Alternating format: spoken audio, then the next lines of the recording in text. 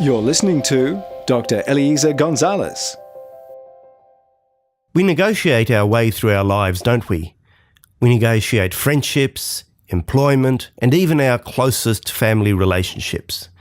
But the greatest struggle you will ever have is when God comes to wrestle with you. This guy called Jacob in the Bible goes to pray alone at night. His prayers are full of his requests to God.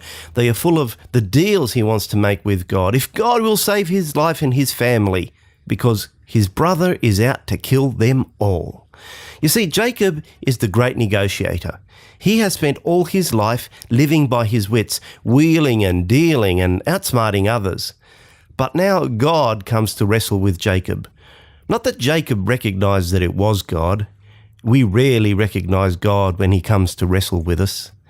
As Jacob wrestles with God, he realizes that here is someone whom he cannot deceive, whom he cannot overpower. In the story, Jacob wrestles for hours, all night in fact, and still he is no closer to winning. It's only when God cripples him that Jacob realizes that he has actually been wrestling with God all along. And then he gives up. And when Jacob gives up, God incredibly announces that Jacob has actually won. What does this all mean? We need to let self die and let God win in our lives. We need our reliance on ourselves to be broken and crippled by the power of the love of God. Because when self dies, our truest self lives. When we surrender, we win.